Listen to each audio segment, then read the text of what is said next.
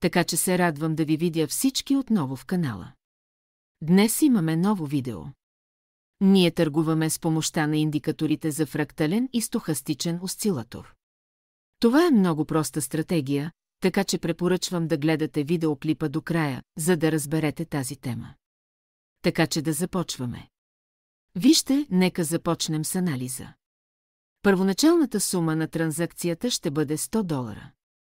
И на първо място ще обърнем внимание на индикатора стъкастик.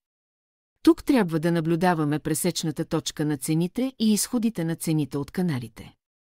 Тук имаме важен канал, това е знакът 80-20. Съответно, ако нашата цена се движи в канала и тясно взаимодейства с тези зони, това означава, че нашата тенденция ще продължи, волатилността ще се запази и с всяко докосване на марката 80 и с всяко докосване на марката 20 ще настъпят обръщания. Изключителни моменти, когато нашите пълзящи средни надхвърлят тези марки, ако се случи пресичането на знака 80, съответно, можем да очакваме и обръщане скоро, но все още не е ясно в кой момент ще се случи в този случай, ще разгледаме пресичане на пълзящите средни, да кажем, че нека разгледаме този сегмент. Прескочихме знака 80. Две пълзящи средни пробиха този знак и както можете да видите, подвижните средни бяха извън знака 80 за известно време. Този момент трябва да видим, че следващото движение се случва на графиката. Цената се движи в този страничен канал. И тук най-важното е да намерите максималната точка и да отворите позиция надолу от максималната точка. И се опитайте да изберете оптималното време на изтичане. Това е приблизително 1-2 минути. Тоест отворен точно за обрат от високо. И тук всъщност е 100% сигнал. Освен това обърнете внимание на фракталния индикатор. Ако видим, че последната точка се е образувала отгоре, това също е добър сигнал за слизане. И в този случай получаваме два нисходящи сигнала от два индикатора. Също така, ако имаме цена, поточно движещите се стохастици на индикатора се движат точно от знак до знак и се обръщат при всяко докосване, тогава можем безопасно да търгуваме в такъв страничен канал от ниво на ниво. Това е цялата логика на движението. Така че да започваме. Нека започнем да търсим първата ситуация. Веднага ще отворим позиция.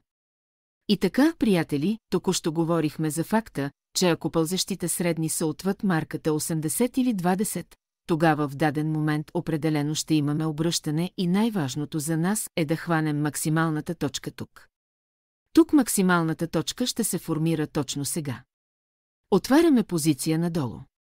И тук вече съм задал нивото. Нека преминем към повисока времева рамка. Да видим дали наистина това е нивото, от което ще настъпи обръщането. Ето го, всъщност, ето го, това е зона, можете дори да кажете, нека превъртим още повече, да отворим повисока времева рамка. Да, можем да разгледаме тази зона, това е зона на обръщане. Или ето го.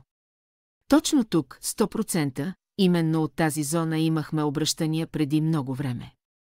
И сега, както виждате, въпреки факта, че е минало много време, това ниво все още работи и от него продължават да се случват обрати. Съответно всичко на нашия пазар е циклично. И трябва да запомните и това. Тук нашата първа транзакция ще бъде затворена в нетна печалба. Също така имайте предвид, че получихме сигнала от фрактала при наваксване. Това е второто потвърждение, че тук сме направили правилния анализ и сме отворили в правилната посока. Обърнете внимание и на стахастиката. Тук също, като наваксване, получихме пресечната точка на две подвижни средни. Сделката приключи с печалба. Поставихме $192. И преминете към следващата валутна двойка. Така че, приятели, ще отворя следващата сделка за този актив. Отворено за продължаване на възходящата тенденция. Получихме последния сигнал от фрактала в долната точка. Обърнете внимание и на стахастиката. Имахме пресичане на подвижни средни, пресичане отдолу нагоре, т.е. сигнал за нарастване. Нашата цена, или по-скоро подвижните средни, бяха под 20. И в този момент, когато вече бяхме преминали пълзещите средни и пълзещите средни влязоха в канала при 80,20, получихме продължение на възходящата тенденция. И сега, съответно, ще вземем печалба от $368. Отворихме точно за продължаване на възходящия тренд. Задаваме тази сума и преминаваме към следващата валутна двойка. Така че, нека работим с този актив, приятели. Валутна двойка британски паунд, австралийски долар. Тук имаме лоша позиция от $368. Може да се каже, че ситуацията тук е толкова несигурна, защото няма силно обратно движение.